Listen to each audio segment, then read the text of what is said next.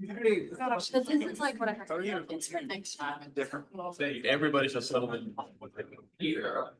I asked Josh about the election results today. Like, it's as a terrier. Call this meeting to order. Begin with roll call.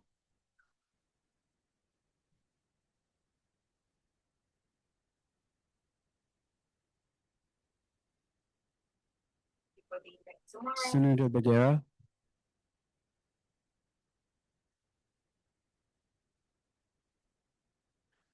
Senator Orozaka. Here. Senator Flournoy. Senator Gassou. Present. Senator Smith Marcel. Senator Mitchell. Senator Szilard. Senator Williams. Senator Joyce. Senator Ontiveros. Senator Ochiocha. Senator Armstrong. Senator Damas. Senator Lubale. Senator Guerrera.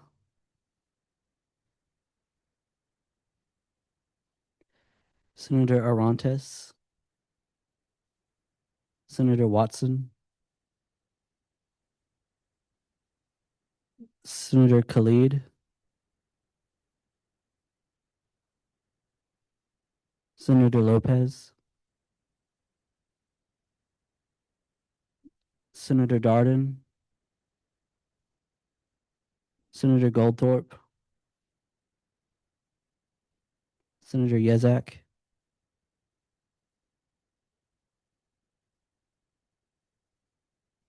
Senator Muta. Here. Senator Meyer. Senator Amix.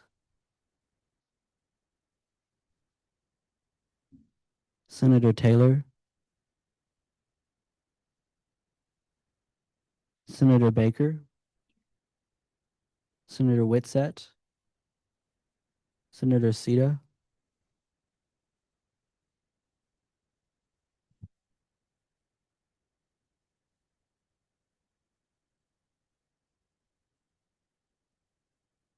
Okay, we'll go on to the approval of the minutes. I sent out the minutes with the agenda.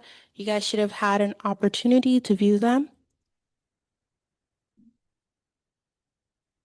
Okay, all those in favor of last meeting's minutes, please raise your hand. Okay, thank you. All those opposed? And any abstentions? Okay, moving on to open forum. Is there anyone here for open forum?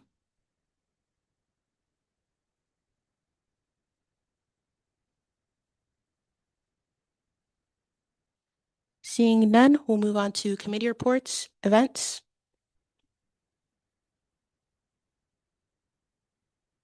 Well, last week was Midnight Breakfast. It was a huge success. I believe we have it on the agenda, so I won't elaborate too much here. But further, I'll talk about all that there. But then for events committee next is going to be trying to do finals bags and plan our like appreciation ceremony, our banquet for SGA.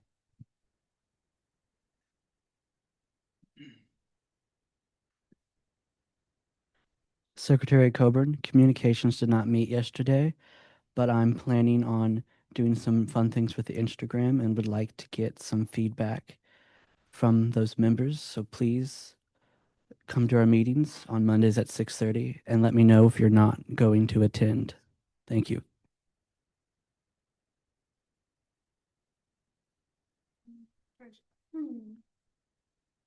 Treasurer Barnes, On Thursday, January 29th, the SGAC approved one event. The American Medical Student Association requested $153.09 for their TMD SAS app walkthrough set to be held on April 6th, and it was approved for an amount up to $153.09.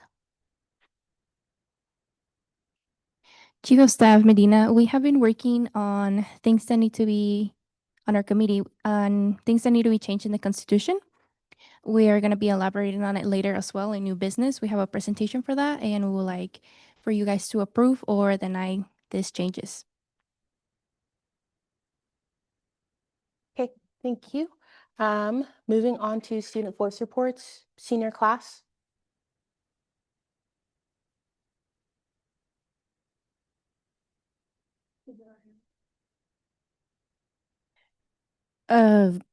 Senator Goldthorpe here. I have not been able to meet with Margaret Ruel yet, but I have been emailing with her about setting up a kind of like a internship fair open to all majors to kind of bring in more internships opportunities for students.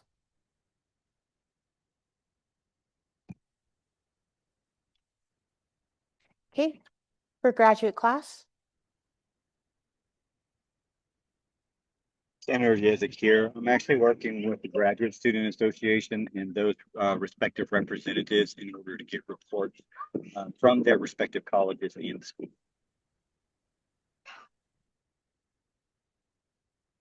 Thank you. Ornelas Hall.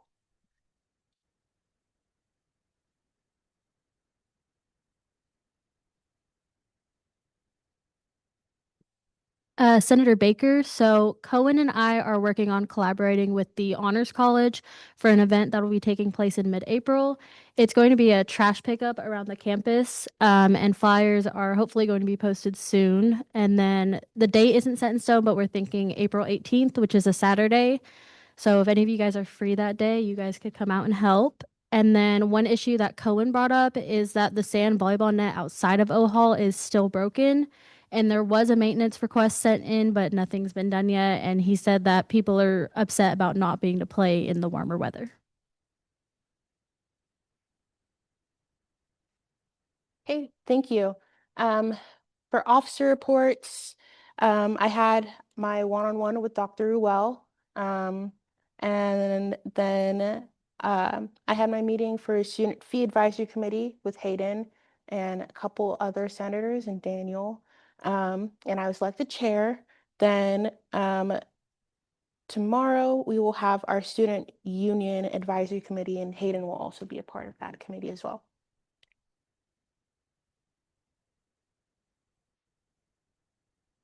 Vice President Burns. Well, last week was midnight breakfast, so that was a big. Is this working? It's not working. It is. Hey, Zoom, can you? Oh, that's better. Last year was midnight breakfast, so obviously, we had that great success, and I feel like that was a lot of work. And thank you to everyone who came out and helped out. And then before that, I had the opportunity to participate on a student panel about a new MyUT Tyler landing page, and all the students there really thought it was going to be a big positive change and maybe help to revitalize that website to make it a lot more user-friendly and accessible to students. So that was a great opportunity. And then I sat on the Student Fee Advisory Committee meeting with Victoria. Victoria was elected chair and I was elected secretary. And then we're going to meet twice this week on Thursday and Friday to listen to all the organizations that want to get funding. So that's going to be a great opportunity. And then tomorrow I get to sit on the Student Union Advisory Committee with Victoria. I think that's at 11. But yeah, that's all I got.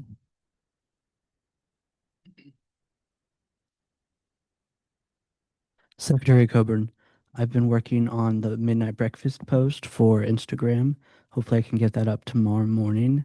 And then been working on the minutes and fun things to do with the Instagram following. I want to do like a throwback Thursday for things that the student government has done in the past, which is one idea I have. And then I want to do executive board spotlights.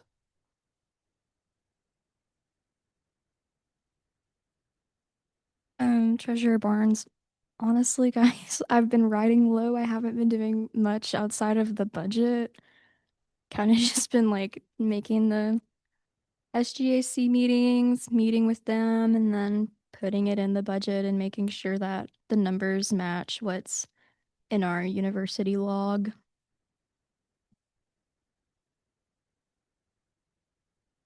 Chief of Staff Medina, I attended and helped with midnight breakfast and had my committee meeting where I created a presentation for the constitution changes will be done on new business.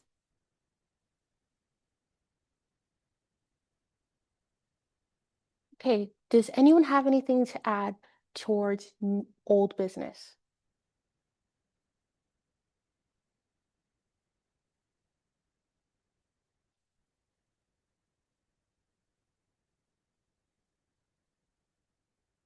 Hi, Senator Mitchell here. I know last week, or not last week, the week before that, we discussed about the survey committee. Did we ever come up with an answer for that? Like where we transferring it to a broad survey committee? Sorry, could you? Discussion. Yeah. Yes, I opened a discussion to talk about the scooter survey. And okay, go ahead. Yeah, so I know last week, no, I keep saying last week, the meeting before last week, we discussed it and I wanted to make sure we came up with a conclusion. Do we want to disband it? Do we want to keep it? Do we want to transfer it to just be a broad committee? Like, are we just talking about all surveys? Are we still just talking about the scooter survey? I know we really didn't get an answer for that last meeting, so I wanted to see how are we feeling about that.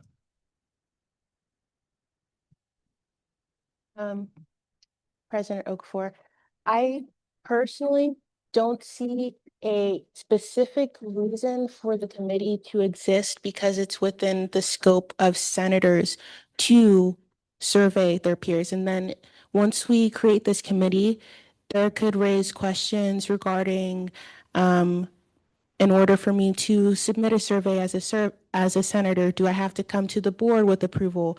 Then would the survey committee be able to send out surveys to the student body as a whole without board approval? So there's a lot of gray areas, and then I can also see, potentially in the future, difficulties with electing a chair, and then specifically since it's an ad hoc committee and it doesn't have a time where it'll be disbanded, it could become a situation where we won't have a chair and then it's a forgotten committee, you know.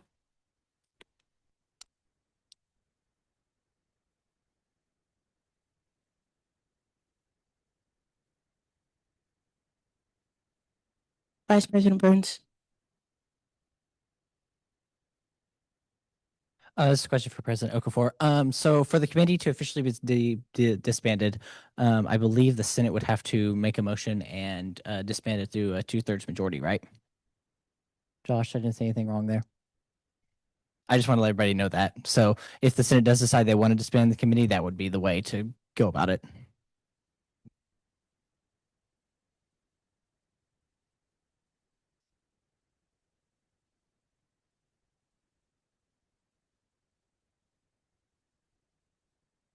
President Okafor, so does the Senate want to keep the committee?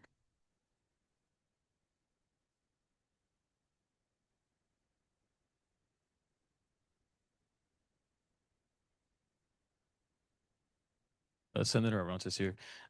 So I really don't see a point in us having a survey committee. I know that you were going to run for chair and you would be a great chair, but I honestly don't think we need a survey committee, mainly because if, for example, if I bring up a problem that we're having and I want to take a survey, why would I take it for somebody else to make the survey if I have more knowledge in the problem and I can make the questions myself for the survey?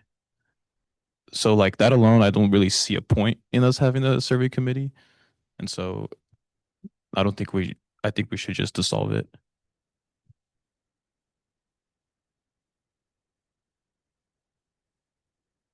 I'm motion to vote. President Okafor, to clarify, are you motioning to dissolve the committee? Okay. That was seconded. All those in favor of dissolving the survey committee, please raise your hand. Okay, thank you. All those opposed? Okay. And any abstentions? Thank you. Does anyone have anything else to add to old business? Senator Otiocha.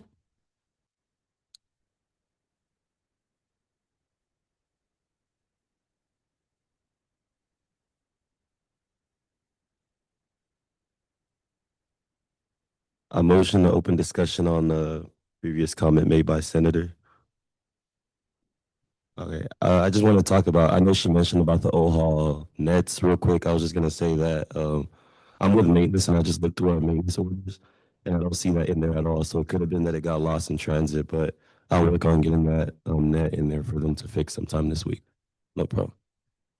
I motion to close discussion on comment made by Senator.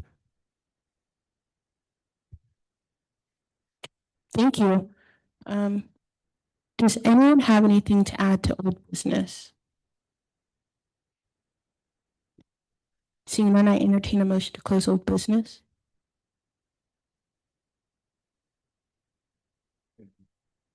Perfect. All those in favor, please raise your hand. Okay, thank you. All those opposed? And any abstentions?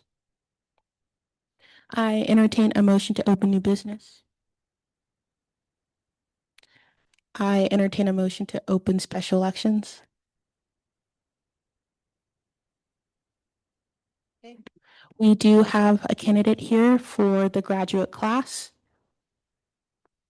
Would you like to come forward and give your speech?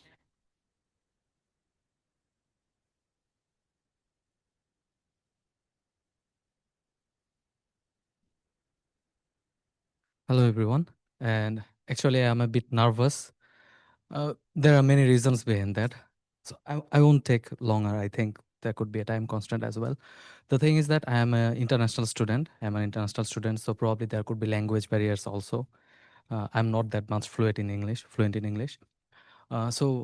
Just keep it to the short. I am pursuing my master's in electrical engineering, and I am working as a research assistant in CSAT, Center for Smart Agricultural Technology.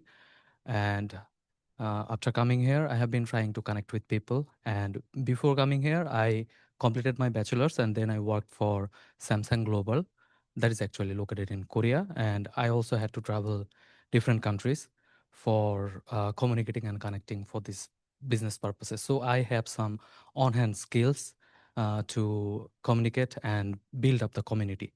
So that's what I used to do. Like I was the operation manager in Samsung. And after coming here, I tried to connect with Graduate Students Association, and I found them really, really welcoming. And last year, I participated in the Big Idea Pitch competition, where I won the second place. And this year, we had a competition like 2 days ago, 3 days ago, most probably. It was the New Venture Pitch competition, where I won the first place. So that's a good news.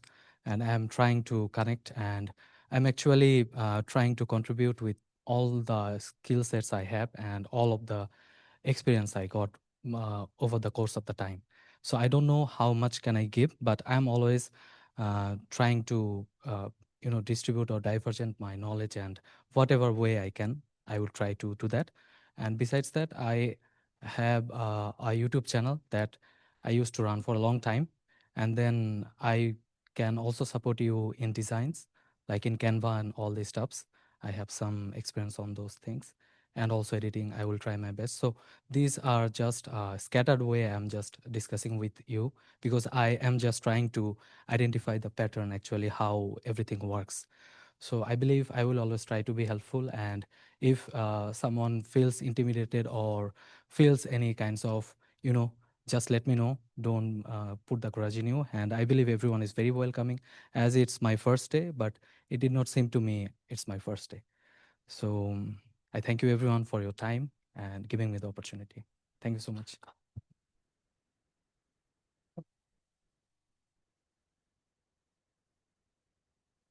Does anyone have any questions?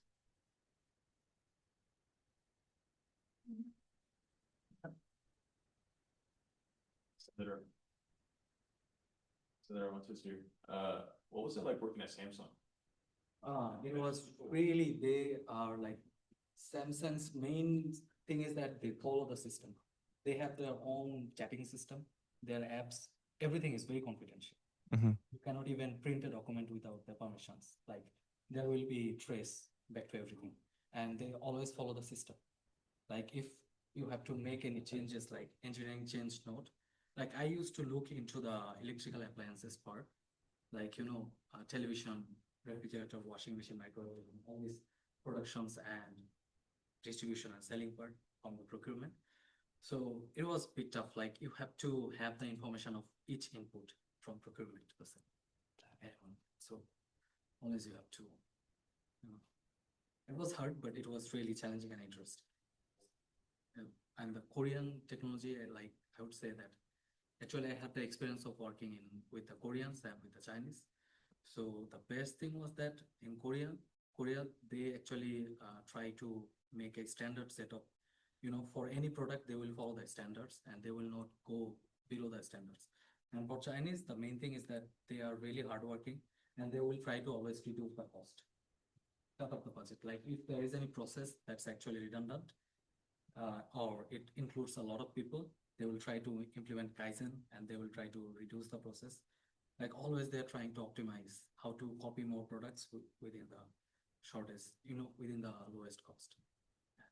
And it was good actually. Give some experience. That's very cool. Thank you.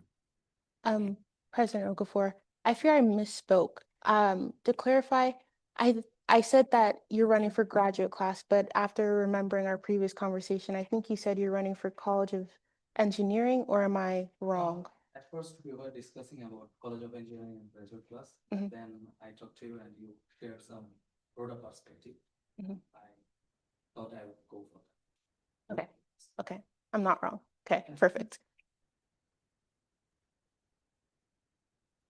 Senator Otiocha.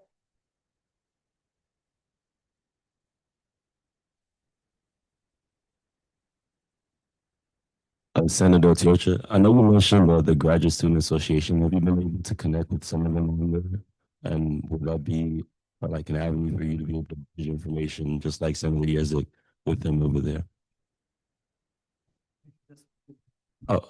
You mentioned the Graduate Student Association. Have you have you joined the Graduate Student Association or gotten some familiarity with some graduate students on campus?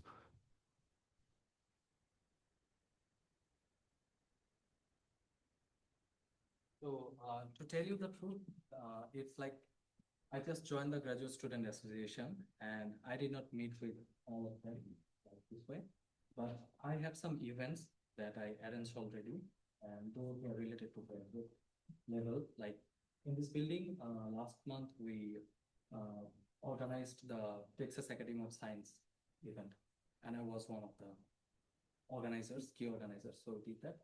So I did not directly have the experience, like first-hand experience with meeting with everyone and about the workflow, but I'm trying to catch up.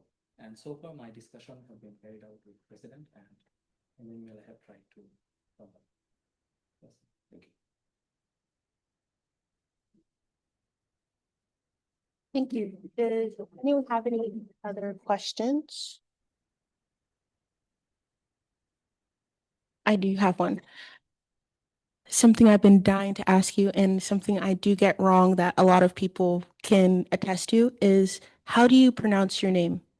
Okay, my name is Mahmoud, Mahmud, but I have another name that is Al, A-L. You can also call me by that. I think that would be much easier for you. Thank you. Does anyone have any other questions for Al?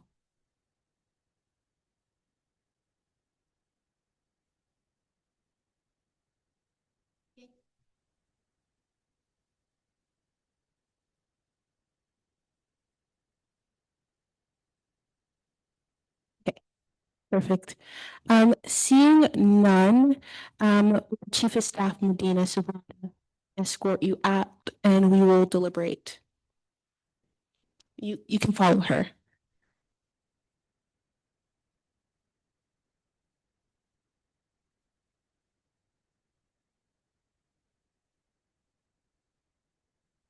President Okafor, so what did everyone think?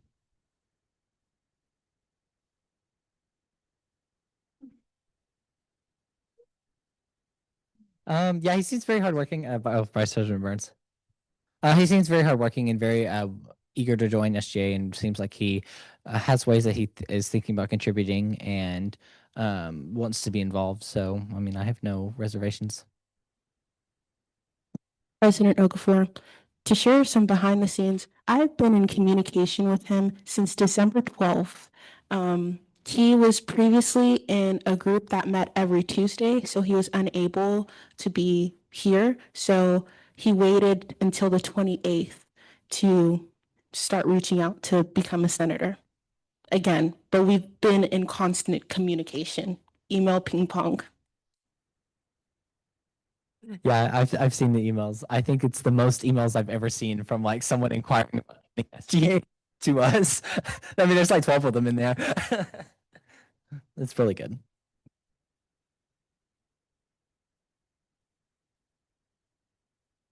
Watson. President Okafor, I would be interested to have some of those emails, or if you might forward me his contact information as well, that would be most helpful.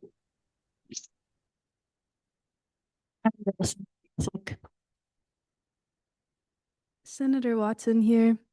Based on what he had to say, he obviously has some skills that I believe would be beneficial to bring onto our group that's representative of the student body. And echoing President Okafor, he seems very passionate about helping the student body, which is what we're all about. So I'm in support of his joining. Thank you.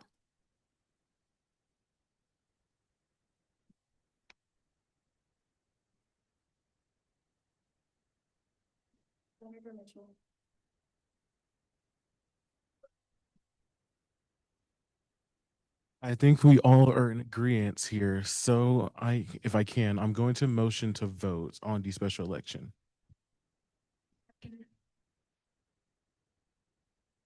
Perfect. That was seconded. All those in favor of approving Al as senator for graduate class, please raise your hand.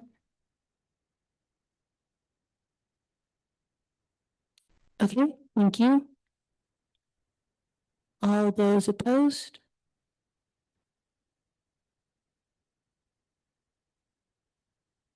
And any abstentions?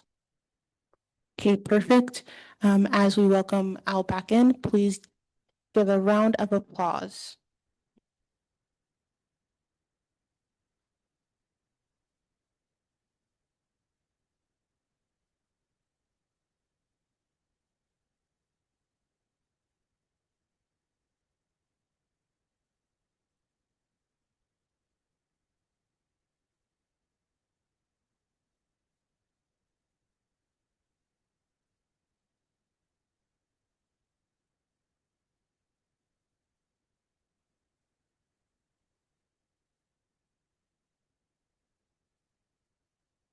Okay, Al, will you stand up and repeat after me? Raise your right hand.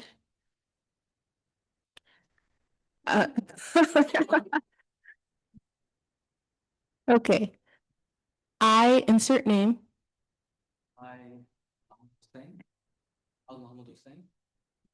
Do solemnly swear that I shall faithfully represent the interest of the student body of the University of Texas at Tyler.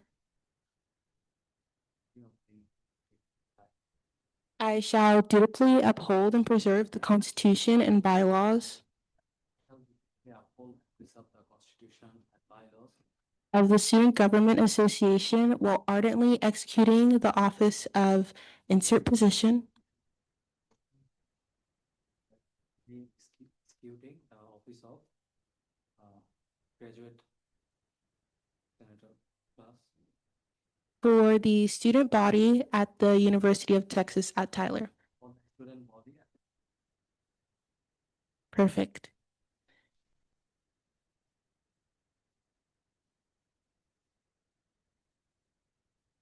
Okay. Is there anyone else here for a special election? Seeing none, I entertain a motion to close special elections. All those in favor, please raise your hand. Okay, thank you. All those opposed, please raise your hand. And any abstentions? I entertain a motion to open midnight breakfast recap. Okay. You go first. Hi, everyone. Well, Midnight Breakfast was, I'd say, a pretty good success. We had around 860 people attend, and people got the opportunity to get free T-shirts, eat food at the Met, play games like Limbo. Honestly, I think a lot of things went really well. I think there's a few things to work on. One of the things I would say I was only a little disappointed with was the costume contest turnout was a little low. By a little low, I mean like no one. So maybe that's something we can look at next year, and maybe either adjusting that and trying to publicize it more. I know we had made a post on the Instagram, but maybe trying to publicize it more in advance, and maybe trying to figure out a way that we can like announce things that are going on like during the event. Like if there was a way that we could say like, hey, costume contest starts in 5 minutes, like to the people while they're there. I think it would have really helped with attendance there. I didn't hear very many complaints. A lot of the Greeks came up to me and had requested line dancing again, even though the semester before it hadn't really had much attendance. So that was just something we took note of for next semester. The system with the line outside worked really well again. And so I was really happy with that. And the movie. The movie was good. The movie was shown, but people did not want to get out of line to go watch the movie. So that was something I was definitely wanting to think about a way to readjust and maybe find something different to do outside, or maybe even show a movie but do it in a different way. Maybe like position the screen to where it's just facing the line instead of like facing out on the plaza. But overall, I mean, things went really well. The decorations of the Met were sponsored by Sodexo, and they did a phenomenal job. It's probably like the most decorated I think I've ever seen the UC for a midnight breakfast. So things went really well. We were able to give out all the T-shirts, give out all the prizes, and it seemed like everyone was pretty happy with it. So I'm going to open it up for any comments, questions about midnight breakfast, things you guys want to see in the future. I'd love to hear any feedback. President Okafor, to probe you guys further, how was Limbo for the ones who were at it? I think Senator Mitchell and Senator Watson were at it. Do you have any comments?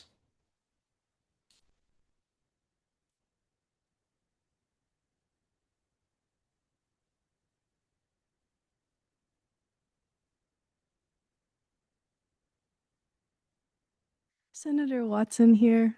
Limbo was wonderful. We had a really great time. After some organizing, asking some of, I don't know who it was, maybe I don't know who it was, but we had some people bring in some LEDs, and that really livened up the room and livened up the Limbo. Also, it helped that the T-shirts were in the same room, because that showed people that Limbo was an opportunity for them, and also having the prizes, I think, was definitely an incentive, because we had at least 50 people did it, but I mean, I think it was well over that, because we ended up giving out 6 prizes, and there was maybe 15 to 20 per 10 to 20 per prize, like who participated.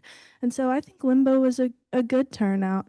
The only caveat I would consider for future reference is the location is quite up and away. It was probably the furthest from everything that was central. So perhaps some people didn't know that it was going on, and I think it could definitely have a greater turnout. But the prizes were good, and the people seemed to enjoy it that did participate. Thank you.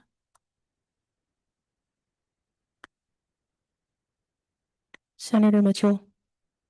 Senator Mitchell here. Just to add on to what she said, yes, it was a very fun event. We had a lot of people come up there, especially like I said, the shirt, like she said, the shirts was a very good placement. A lot of people came and played limbo and stuff, so I would definitely suggest doing it next year. But next year, I would suggest having like a sign or something saying that limbo and shirts are up there, or maybe arrows that come up there, because some people are like, "Oh, we didn't know the shirts were up there. We just found out," and by the time they did find out, they didn't have the size they needed. So that would be the only thing I would suggest. But other than that, it was very interactive. Everyone had fun. Prizes, we actually gave out more prizes than we originally had. So yeah, I think it was pretty good. And I think we just, I think we should do it again in that same look. Oh well. Yeah, same location. But it was not in that location. That's all I have to say about it. Okay, perfect. Thank you. Senator Yazik. Senator Jessica here. I want to say that I think check-in definitely went a lot better with the way we were able to do it. Ideally, of course, if we had two lines, one on each side, but I do believe that the consensus from Josh was too that we really needed a hard wired connection in order to make sure that check-in process did run well. I think that actually having the people step out of line that either needed to check in annually or maybe weren't supposed to be there, which we didn't run into that many that actually happened. I want to say it was about 13 in total. We did keep stats on that, just exactly why they were there, who was there, and why we had to turn them away. So all of that did work better.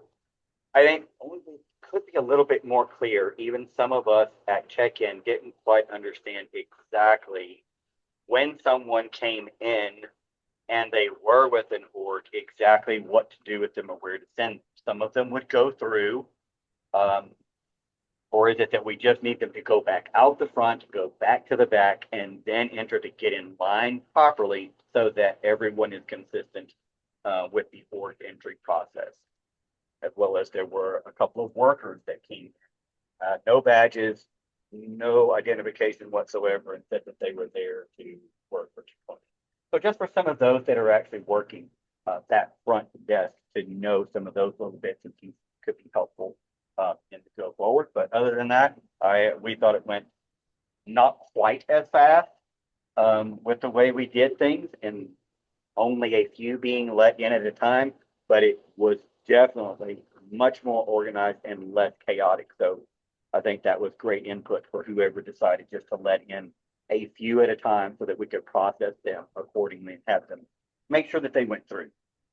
Any of those that did come in, we did thank them basically for coming. We apologize. Sorry if you didn't understand, but we would not bring in those that were not UT Tyler students, and we really tried to flip it, make it a good experience. Ask them why they weren't a student. Hey, maybe you just need to be a student. Love to see you next year. Come on back. So just a little bit. Hey, thank you so much, Senator Yazik, for that. I'll do my comments first, and I'll start from top to bottom. So with the limbo contest and line dancing, so each year line dancing kind of has its booms and its falls. So maybe next year, split it half and half, because karaoke also used to be up in the ballroom and in the PZ was nothing. So maybe do half line dancing, half limbo, see how that goes for maybe one semester, and then pick who will take over that area or don't. Up to you guys. Then I think orgs this year went pretty well. We had, I want to say 32. So about the same as last semester, so pretty good. Additionally, I'll go down. Bracelet making station was pretty popular. I feel like that's the most utilization I've seen from a station we've had in the middle. Because last year we had tie-dye station, but that wasn't really popular. But bracelet making was very fun. Additionally, I did really like how we gave out the 200 lays, because people really wanted them, so much so that staff and administrators were giving out their lays to students because they wanted them. I think check-in went well. Daniel said that was 13 non-UT Tyler students, and last semester was 6, so it's doubled. in a semester. So that's very interesting. And we can take those stats to administrators. Additionally, what else is there? Karaoke. I didn't hear much from karaoke. I didn't really go into the PZ much during the event. But also with the entry process, in the past, normally the doors are locked. So I think that could have, been the reason why there was a lot of confusion. Additionally, student orgs have been doing this twice a year, so they should be very aware of the process. Additionally, some of those people who are tabling have been the same people who tabled last semester. We haven't changed the entryways. They know where the one stop is. Virtually almost every student on this campus knows where the one stop is. So maybe next year, more communication about that. Additionally, costume contest. It could have either been the communication piece or the theme in general. Sometimes I don't know about you guys, but I don't really have island wear that would I would wear it to the event. So it could have been the theme, it could have been just the communication aspect of it. Maybe if we kind of marketed the prizes more, it would have gained more interest. Maybe even like saying in the line that we're having a costume contest would have garnered more attention for that piece. I think the Met was amazing. That is the most decorated I've seen the Met for midnight breakfast ever. So I really thank Sodexo and their efforts with that. I felt like it was even more lively this semester, and people enjoyed being in the Met more. Usually people just grab their food and go if the Met is crowded, but people were actually looking for seats. So that was nice. Other than that, that's pretty much all I have.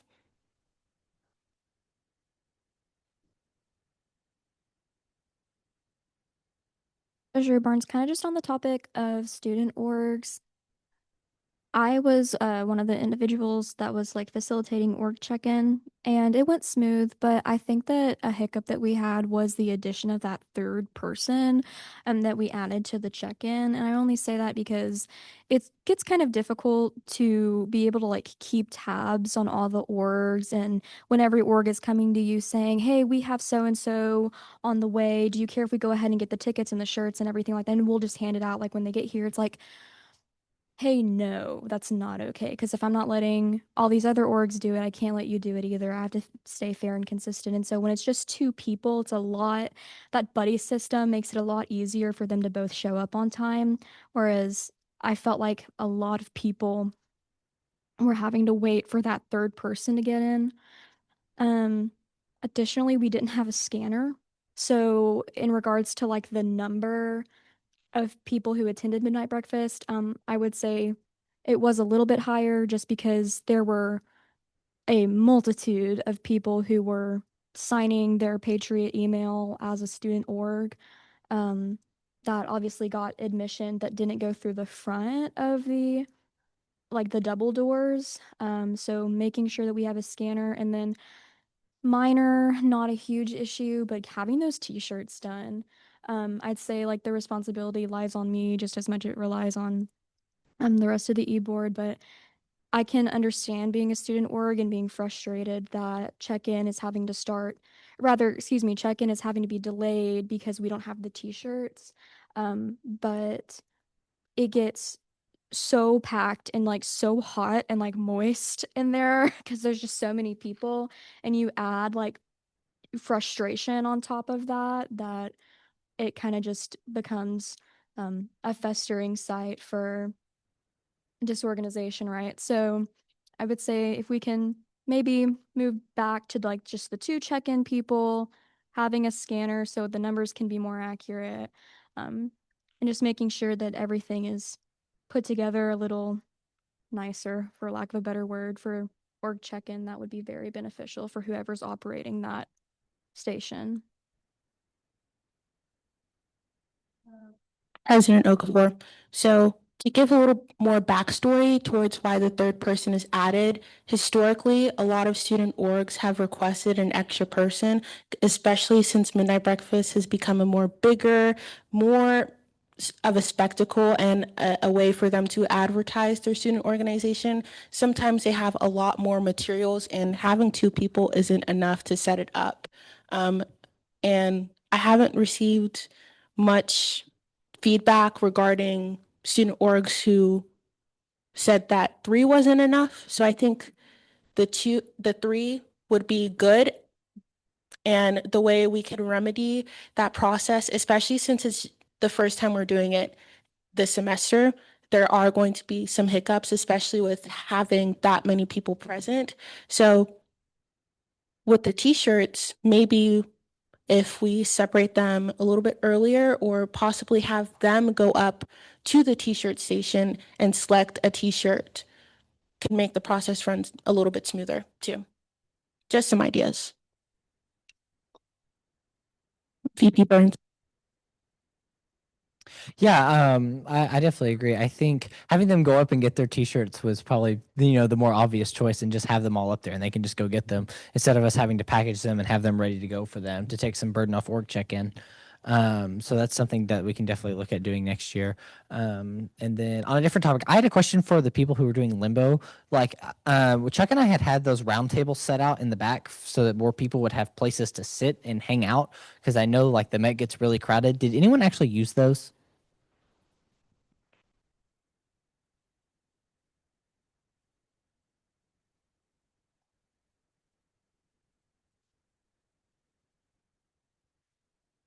Senator Watson, yes, they did, but it wasn't primarily from the people doing limbo. It was students who were either taking a break or stuffing their animals.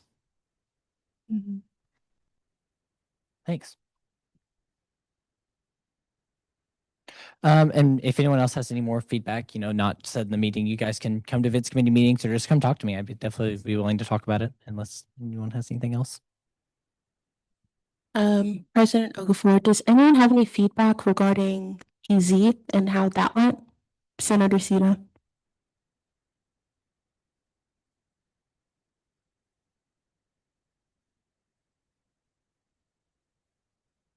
Senator Sita. I worked at the PC, and it was like there were not a lot of people for the first hour, but as soon as the karaoke and the song started playing, people were starting hanging out there. I think I really like the idea of putting the limo in the PC for the first hour, because it's usually empty there. I think that's a really good idea there.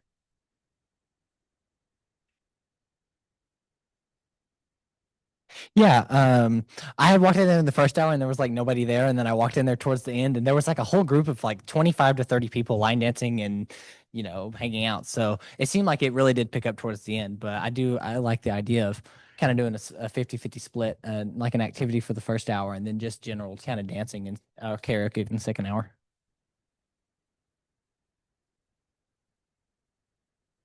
Senator Baker.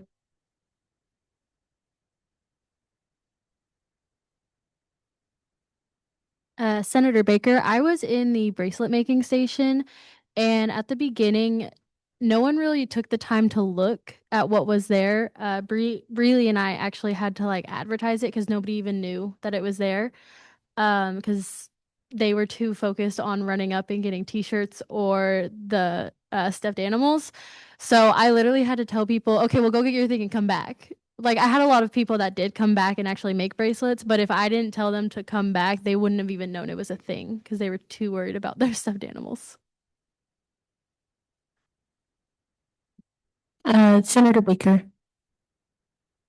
I'm sorry, Senator Watson.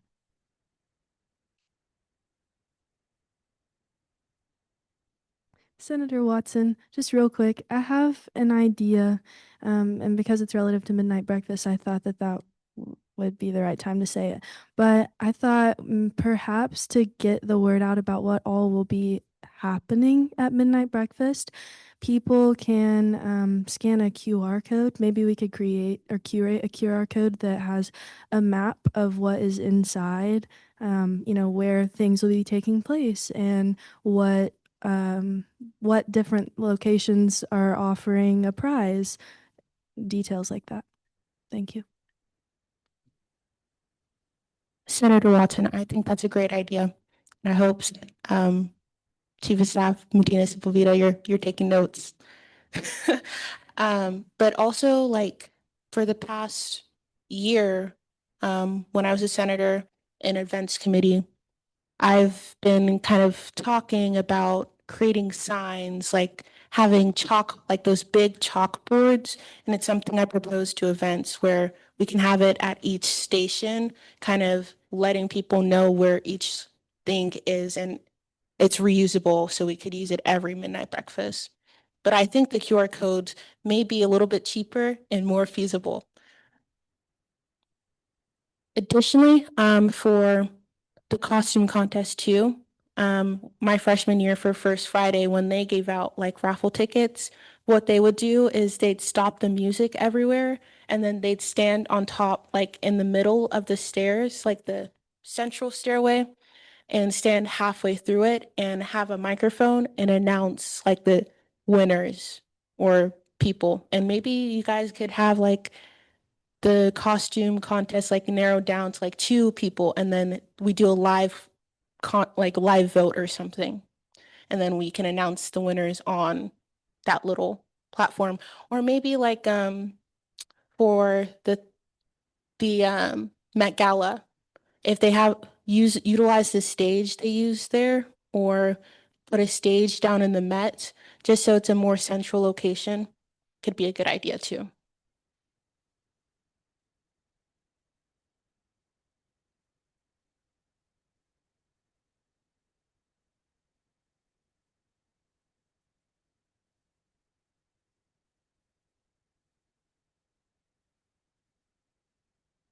Does anyone have any other comments about midnight breakfast? Seeing none, I entertain a motion to close midnight breakfast recap. All those in favor, please raise your hand. Okay, thank you. All those opposed? And abstentions. I entertain a motion to discuss Constitution presentation.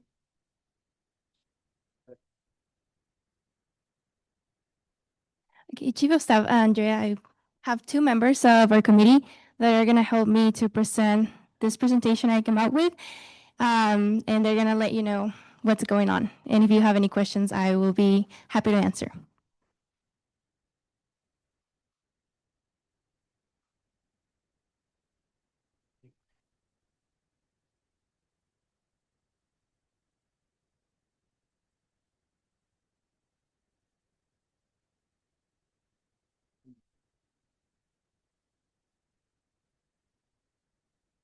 All right, so this is what the constitution looks like for the legislative branch. As you might have heard, the School of Physiology voted to have their own school, known as School of Medicine, and so there will be changes within the constitution as for that. So,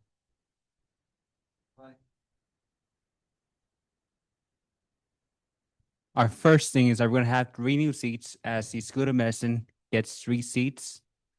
And the School of Education and Philosophy will now be known as School of Education. And so we will have 27 total voting members for the colleges and 55 total voting members for the whole Senate.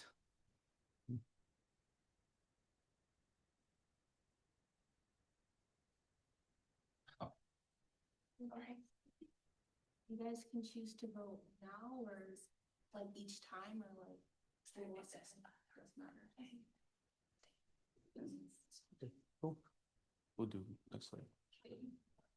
What's up? You guys have any questions on the previous slide first? Yes.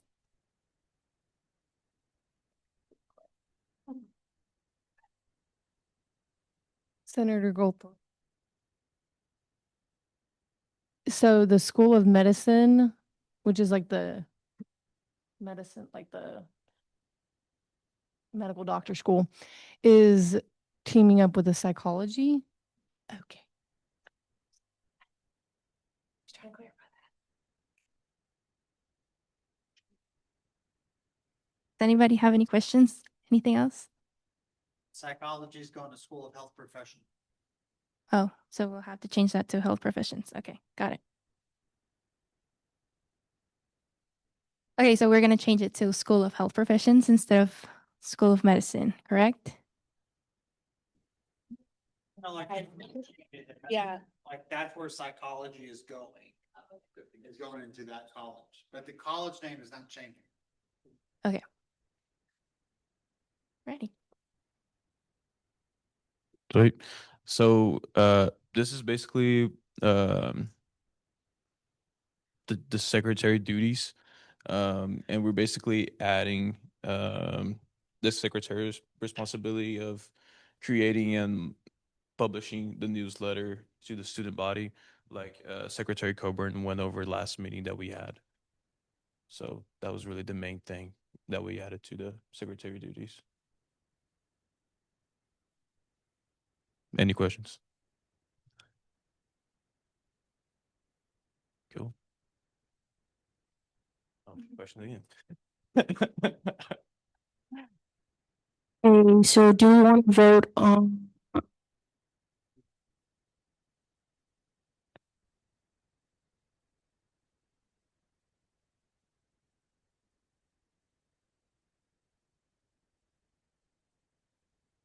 Sorry, keep it short and simple. But what will happen to psychology senators? So are we going to, is this going to be for the new year, like the next semester, or is this going to happen now currently? And if it is, what will happen to us psychology senators? It will take place until next semester, and I am not sure. They will combine them. So the psychology will come to the School of Medicine, will the health professions, and it's only going to be education on that building. Of the arts and sciences. Okay, so I would recommend that we would vote on these changes whenever they take effect. So not directly next semester, just in case it's not finalized. But this is something that is going to happen where they're taking psychology majors and moving them to the health professions bracket. Would we be able to vote on the secretary one, though, to take place this semester? And what I recommend, you guys can totally vote against that or vote in favor of what you guys would like. Senator Whitsitt, sorry, I'm sick. I don't know if I missed it or not, but is there like a time frame listed on how often the secretary would need to post on that newsletter? That is a great question, and that's something that President Okafor and I talked about, and then the committee and I talked about. We don't do that, so we let the secretary decide how long, because we never know what's going to happen. We never know like what that person's dealing with, or sometimes we don't have a secretary. So, just because of all those circumstances, we will let like that person decide. They want to do it twice a month or once a month, whatever they want to do.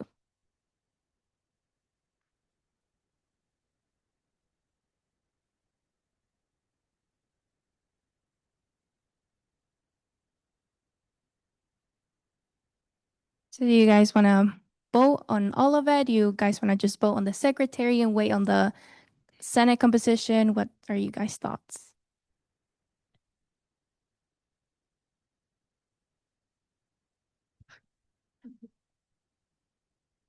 I did have a question. I know before we had talked about kind of implementing a clause where it said like any institutional changes can be updated like by the chief of staff or something to reflect the composition of the college.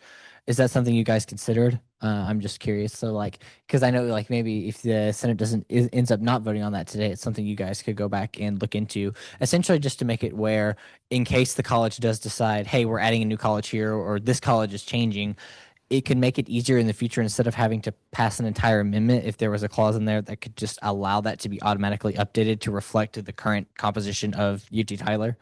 It would just allow the rules committee and the chief of staff to go in and update it and publish it instead of having to go before the Senate and pass an entire amendment over like changing, the names of a college. It's just a thought.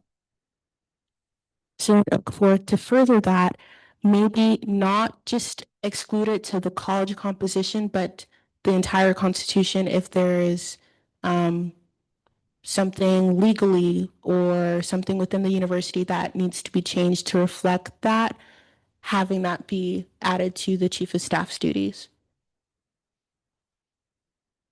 Chief of Staff Medina, yes, I completely agree. And if any of you guys are interested in changing things from the Constitution, come to our meetings, come to our committee meetings on Thursdays at 7 p.m.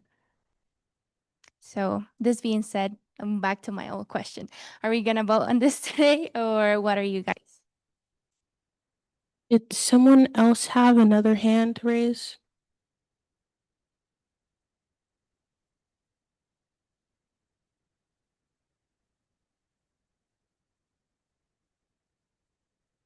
That's it. I think all these changes are valid changes, and if we have the people now, we meet quorum, we might as well vote on it tonight. Would I motion? Okay, I motion to vote on the changes to the Constitution.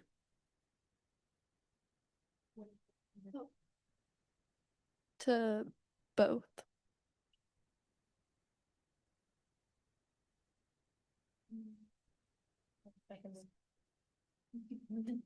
Okay.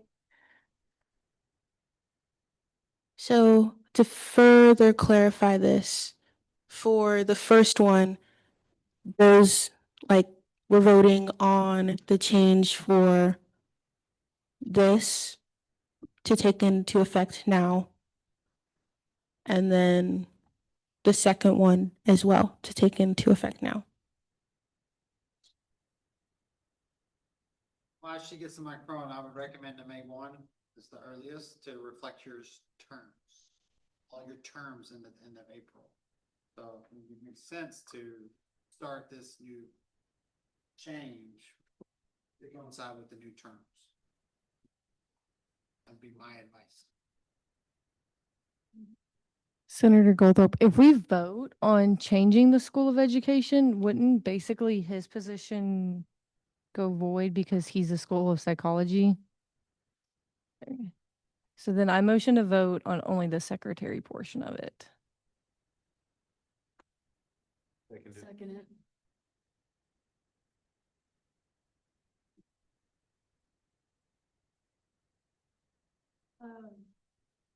President Okafor, to further clarify, so voting only on this, and we won't be able to vote on the other position, or we're voting for this one specifically, and then we can make another motion for the other position. Senator Goldthorpe, to clarify. For now? Okay. Okay, that was seconded.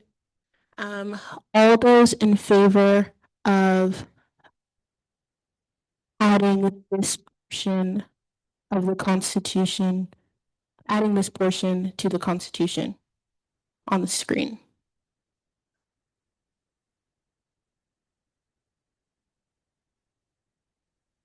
Okay, thank you.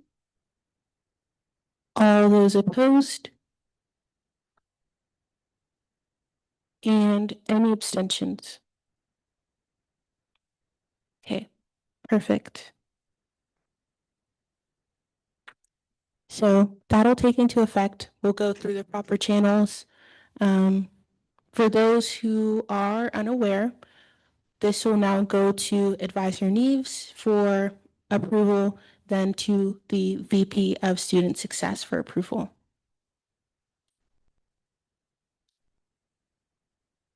Well, thank you, everyone.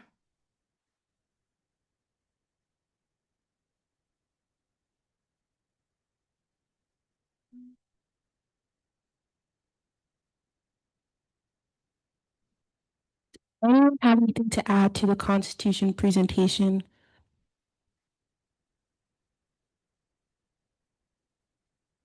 Vice President Burns, I'm going to kind of reiterate what Josh said about if you guys did want to vote on the addition of the schools, you can make the motion to where it becomes effective on May 1. So like Senator Mitchell's like position wouldn't be eliminated because everyone's terms end on April 30th or 31st, whichever one. And so essentially what you can say is I motion to have this portion of the Constitution come into effect on May 1st. If y'all wanted to decide that tonight, I'm just saying, I just wanted to add that option is there to where it will take effect after everyone's, positions or after everyone's term ends and y'all are all running for reelection anyway. And so like, for example, Senator Mitchell could run again under the school health professions, which is where, the major is being moved. Does that make sense? I just wanted to add that in case you wanted to do that. Also, for next year, the ballot will reflect that too.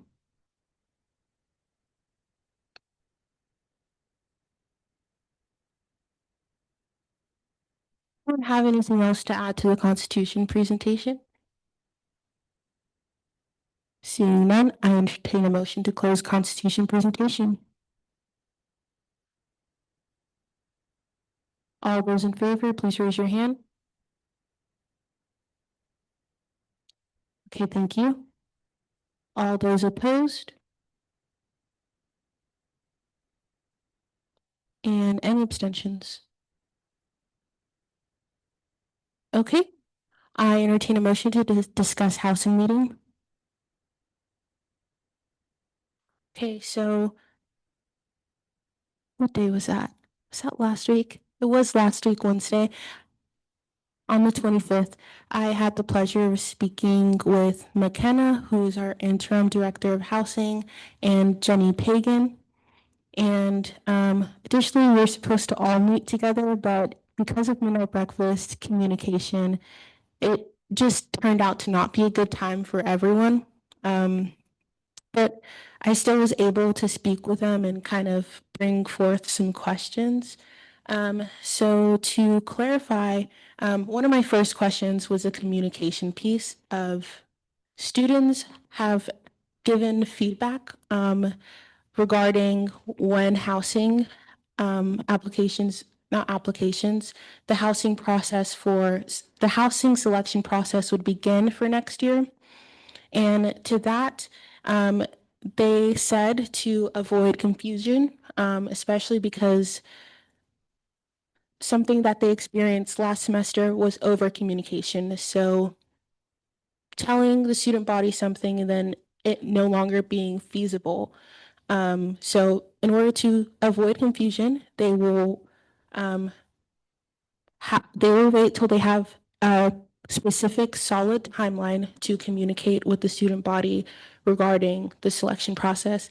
And I did also want to shed light that I've behind the scenes as an RA, there's a lot that goes on into selecting housing. There's a lot of logistical things and computer engineering software things that are very tricky, and the framework they use is hard. I think I forgot what it's called, but even the process where you can look up people is tricky.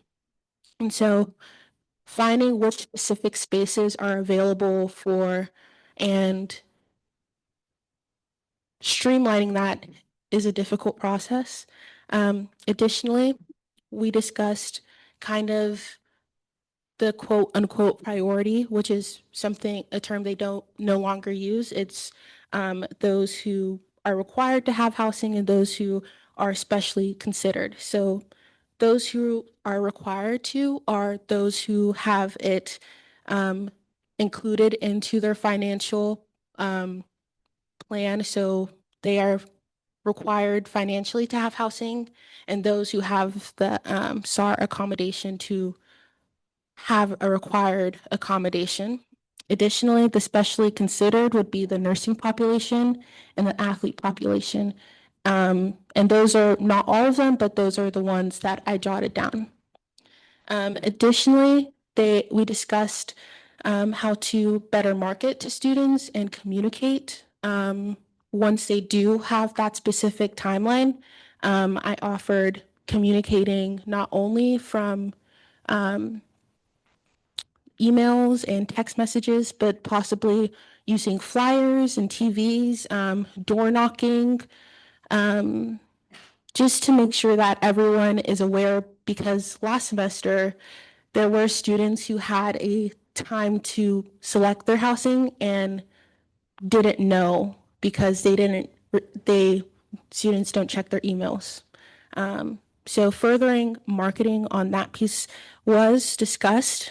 Additionally, we did talk about U-Pines and how that's always a housing resource that is underutilized by students, and that they always have open beds at U-Pines, and if students currently cannot wait any longer, that U-Pines is a resource for them, and they are currently doing pre-leasing terms.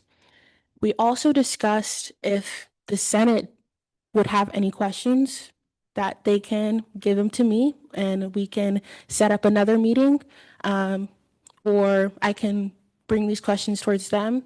And it's something we can also include. I got permission for some of their answers to be put in the newsletter as well. So does anyone have questions regarding the housing piece in general? Also, I did want to say that we have been operating without an official director for, I want to say, a year and a half. And there are specific pieces to that role where it makes sense why some things are the way they are right now, if that makes sense. With that being said, does anyone have any questions regarding housing or comments that they'd like to include about housing, or maybe concerns?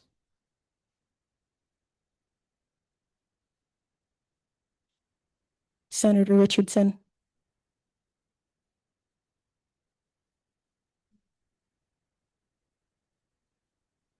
Okay, Senator Richmond.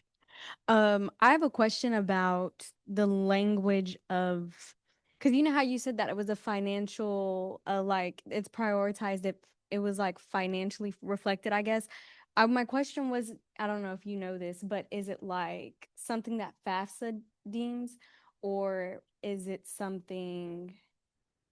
I guess no, guess that's just my question. Is it like with FAFSA saying that you're independent, or just something of that nature? That's my question. President Okafor, to answer that specifically, for example, someone who would be considered under this bracket is if they had a scholarship that reflected that they are required housing, and that's just one population.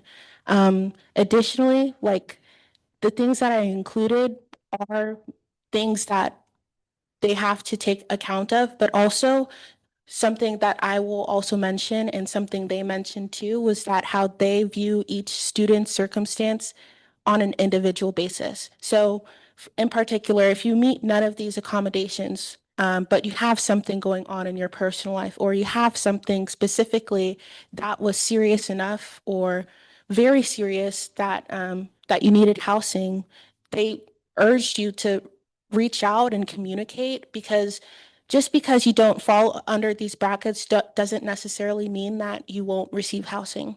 And I will say, from like an RA perspective and being at the desk and seeing people who live on campus at my facility, that they really do listen to people and view each person individually on their situation. And it may not be that you are able to receive housing on campus, but it may mean that they kind of strive to figure out some accommodation to help you in some way. Additionally, last year they held a bunch of, I think they held 2 resource fairs with apartments, and a lot of these apartments gave deals to students that other people who weren't, or students who are on their own looking for these resources weren't able to find by themselves. So I also recommended that they start the process for those resource fairs as soon as possible, and have multiple in a semester, just because we end school in 30 days. And so the timeline is getting smaller, you know, and leaving people with less and less options, unfortunately. Sorry.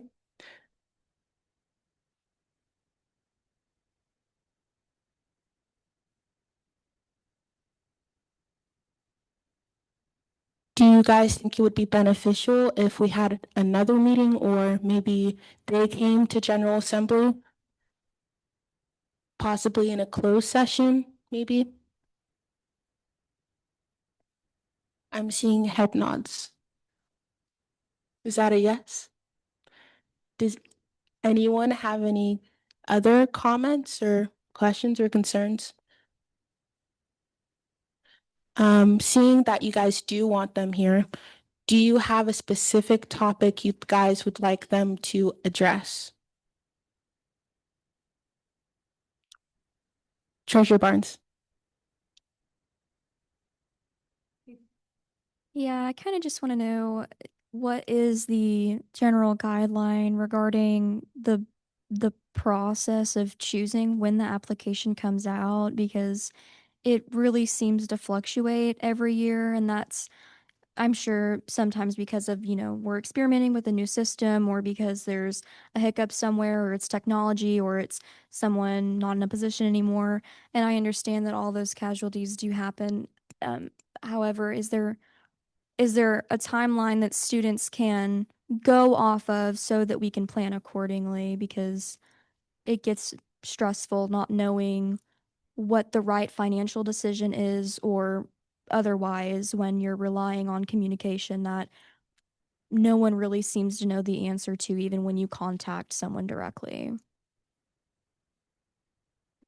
President Okafor, for that, I can attest that there are a lot of things that go on behind the scenes. There's a lot of things that they have to request from upper administration. Additionally, this semester we had an event where there was a fire on campus and we lost beds as a result. So things like that can happen in housing, and you never know how that can affect the timeline, unfortunately. I mean, even for SGA, there's specific red lines in our constitution that can make things a little bit tricky. And I'm sure I'm sure they experience similar things as well.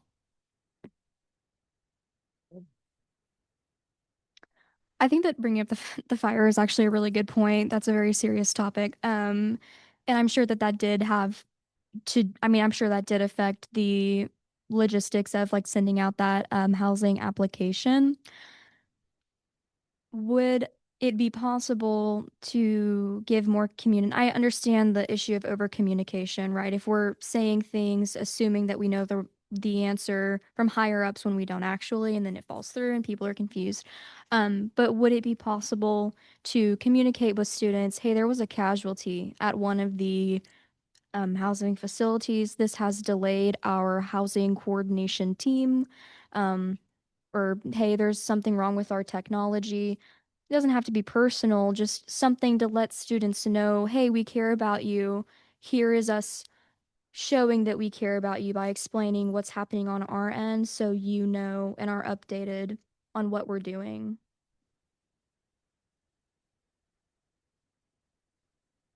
That's definitely a possibility. So going forward, one of the topics we'd like for them to discuss is a specific timeline. If there's a way to kind of standardize it each year. Yeah, I hate to say, oh, like, tell me when the housing application's going to come out, because I would assume that they don't know the answer to that yet, because many people have asked and they've said, we're not exactly sure yet, and we don't want to give you wrong information. So I wouldn't necessarily be asking, when do you expect for this application to come out, but more so, is there a way that we can implement a system, either collaboratively or otherwise, that ensures students this is going to be out at a certain time, and if a casualty happens or if something prohibits the ability for the housing people to do so, can you let us know that information so we can plan accordingly, whatever that may be?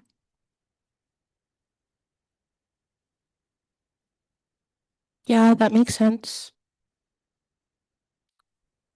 And also something else I did want to point out too is freshmen.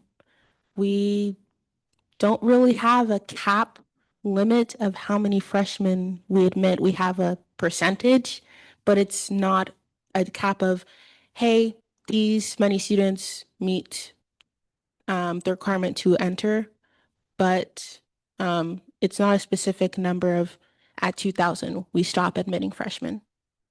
And that's one of the populations of the specially considered are freshmen. So that's another standpoint. And then additionally, when you have freshmen who come into campus, sometimes they don't ever show up.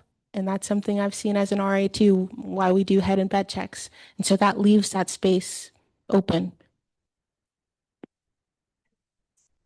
You definitely bring up a good point, and something else that I would want to, converse with them about would be, is there communication happening between housing and, let's say, the admissions team in regards to fixing this issue? Has it been brought up enough times by students, administrators, whomever, to fix this issue? Because I personally have discussed this amongst my peers and constituents just regarding we do have a very high acceptance rate, which is wonderful. We want people here. And I understand that housing is not a requirement for freshmen, but it is definitely incentivized, or at least that's my personal perception of it. And so as we continue to grow as a college and we accept more students, something eventually is going to have to give because we have run into a very severe housing deficit. And so because of that, I would be interested to know if any communication is happening between the individuals involved in that area. If so, can you tell us more about that? If not, how can we initiate the process of doing so? Thank you. Senator Richmond.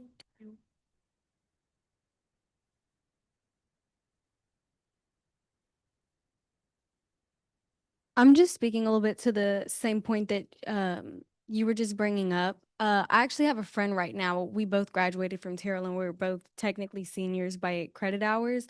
But we've only been here for just 2 semesters, and she's actually transferring to UT Arlington because she doesn't fall into any of those categories. So it's like she's almost sure she's not going to get housing. I'm actually meeting with both of them tomorrow to talk about like my situation. But that was I guess like a question. I was gonna say, like, I don't know what you would like call that topic, but that was something that I wanted to, I guess, speak to or bring up because a lot of the freshmen who come here are technically like because of dual credit, and it's just only increasing. There's a lot of dual credit students, but that was just all. Yeah. Um, yeah, President Okafor. I myself fell under that category, but the reason why I was able to really receive housing, and not necessarily the only reason, but possibly a reason, was that I was an RA, and then additionally I was a nursing student, and then also it was a part of my financial contract. Senator Mitchell.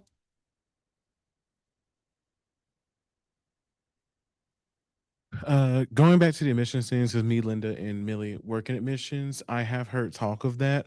One thing I will say is that it's off the table, kind of, not going to confirm it, but they are definitely not, and I'm pretty sure it's obvious, not going to stop accepting people. But I did hear that, can't confirm that either, but they're going to try to at least make it a little tougher for you to get in, so they won't be accepting so many people, like raising the GPA or either raising different things like SATs or even maybe requiring SATs or ACTs. So they are in communication. Like I said, I've heard these things. I cannot confirm them. And I'm not going to confirm them because that's not my position there, but I have heard those talks happen before.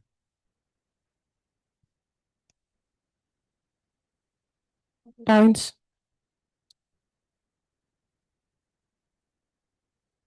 Thank you so much. That was definitely very informative, and so I appreciate you speaking on behalf of the administration, just in like the hearsay regard. But like, I want to speak on what President Okafor said regarding the RA position. Um, I applied to be an RA because last, I guess, academic year, because the housing situation was just so distressing, and I was not the only person, obviously. Um, I want to say that there were over like 300 RA applications, and once again, so like don't quote me exactly, right? But only like 5 or so were selected because there wasn't like necessarily as great of a need as there was before. To have housing be such a distressing situation to students that they feel the only way they're going to get housing is by having to apply for a job that gives them housing, in my opinion, is not okay. I don't think that the how do I want to phrase this? I don't necessarily think that the university should be encouraging students to work for housing. I understand it's not a priority, and I understand that it is a privilege to be housed on campus. However, to have your students as an administration, as a university, be so desperate for housing as to all like fight for a job for it, I don't deem that okay. And so the reason that we need to ask these questions and the reason that we really need to tackle these topics is because it makes our university look bad if all of our students are having to apply for jobs to get housing. President Okafor. So to clarify that, by 5, you probably mean 5 new RAs because they probably hired those who were previously RAs because they probably fit the qualifications a little bit more. Additionally, I will say that I did discuss with them in terms of how I was a previous RA and kind of the workload that was put under us and what we had to do. And they did talk about how they are looking at a future where they would have more RAs on each facility and kind of help them spread the workload out a little bit more with each RA. Additionally, I will say that, at different institutions like UT Austin and UT Arlington that are a little bit bigger, not necessarily our size, but even our sister institutions at Stephen F. Austin, they don't have like freshmen, like the understanding is that freshmen will receive housing and upperclassmen will live off campus. That's their understanding. And I think as we grow more and more and as an institution, our needs are probably going to shift more towards that. And so it's just growing pains. And as we start to transfer into that process.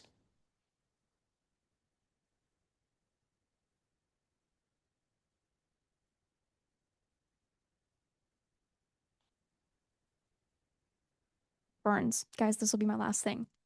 I do want to talk about that because if that is, I know you're kind of just speaking speculatively on behalf of housing. I would like them to be here so we can converse with them like face to face. But if that's the case, and we are going to navigate more towards the freshman populace, which I think is a great idea, honestly, because it's involving us in a way that's more familiar to how other universities operate.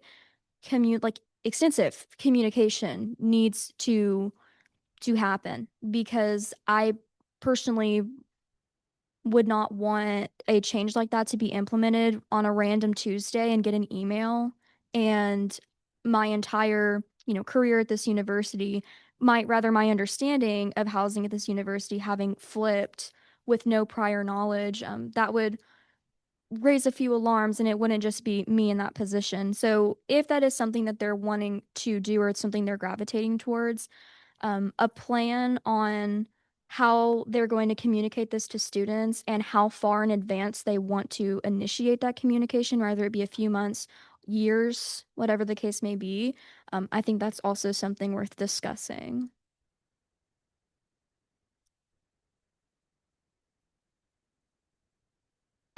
President Okafor, and I will say that, I'm privileged to have that sort of information because I'm an SGA, like freshman year, being able to have a director in the role who did, I'm pretty sure an email was sent out that said freshmen like get housing. But that's also just from my memory, so don't trust it. But seeing that all these comments were collected and no one really has anything else, I will collect all of these and send it out to McKenna and ask for her to come to General Assembly.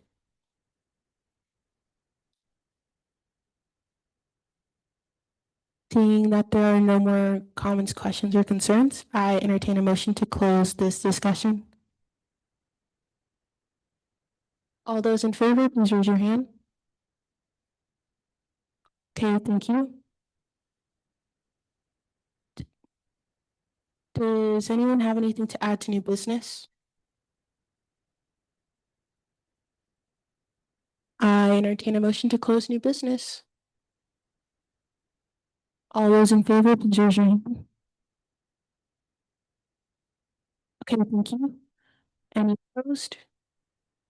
And abstentions? Okay. How about now? There we go. All right. Welcome to our new senator. It's always good to fill seats, even as we get closer to the end of the semester. As a reminder, you do have to reapply for next academic year, so it's only for this semester. So just any new senators who joined recently, you got to reapply. Um, that application's closed, and so hopefully you're on the ballot, which will take place next week, if I have my dates right on that. And then if you didn't make it in time, then you can do this special election process. Midnight breakfast, I think it is one of the largest spring midnight breakfasts, if not the largest in history. So kudos to y'all. It was a huge success. And so really cool to see that event get bigger and bigger. And then I appreciate y'all trying something new with the movie and good feedback on some of the optional activities. It's always interesting to see how students kind of rotate what you are interested in. And on the Constitution, I I don't see an issue with the secretary change, so we can get that process started. If I sense that there is going to be another change, I'm going to probably hold off to submit that to Dr. Ferguson until we get it completely finalized. And so I don't have a problem with the other potential change. I would date it and say to take effect May 1st to coincide with the next terms. Um, Housing, good. I think it's feedback. I think there are some good points shared. I think the important thing is the housing team is always responding to the feedback. And so I think we've listened, we've heard from the students from prior years. Anytime you're dealing with electronic systems, we got to do it right. Something as important as housing, you don't want to mess that up. And you don't want to mess, you got to go in 100% with accuracy on that. And so I think that's the big focus is just making sure the system is fully working before we launch it for our upperclassmen. As far as the need, I think leadership has already communicated pretty well with y'all on that. I think they came and visited with y'all in the fall. They outlined the roadmap. It takes time. I think Dr. Philly said it herself. If she can snap and have a new housing facility, she would do that. But it does take time to build new housing facility. I was in the back. I used AI. There is no public institution that houses all their students. And so there's only a handful of private schools, uh, with the population that we have. And so Victoria is correct. I think everybody's known that we've had a housing challenge.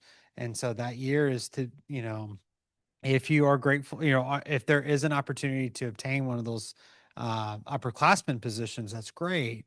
But really, it's that freshman year is key to give freshmen time to do research to figure out what the next housing. And I know that's a challenge, but that is a common challenge with all institutions. And so, but that still doesn't stop. We still want to build our own housing because we know it's a great housing experience. It's convenient. It's here. You're engaged, and so it just takes time. And we've grown really fast, and hopefully we can continue. I think Dr. Philly and leadership have a great plan to try to build as quick as we can on that. So we're listening and we're trying to get moving. And so I think there are some things that there's always room for improvement. We're not perfect. There's no perfect school. And so we're always going to be willing to listen and see where we can improve. So that way next year when we get into this, hopefully we can make it, as painless or less painful as possible. That's our goal. I feel like I have something else. Okay, that's all I got. Any questions for me? Okay, going once, going twice. Oh, homecoming. I'm surprised I didn't hear any feedback or comments, but if you do got any feedback or comments about homecoming, please email me or email homecoming at uttyler.edu. Echo. There we go. So if you do have anything, feel free to message me and I'd be happy to share that with the homecoming committee. So thank y'all.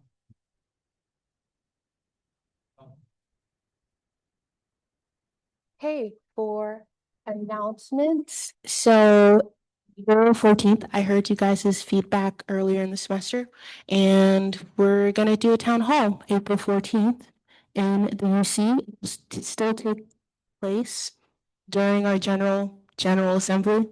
But it'll be an opportunity for people to kind of bring it's an opportunity for us to bring students here to witness a general assembly meeting, but also for them to kind of meet you guys and then bring forth some of the feedback that they need from the university. Other than that, our banquet will be happening soon, as well as final bag. So stay tuned for that. Then our next meeting will take place next week in this room. But also remember the meeting for the 14th is in the UC Theater. Remember. And I'll post announcements about that too. Does anyone have anything else to add to announcements?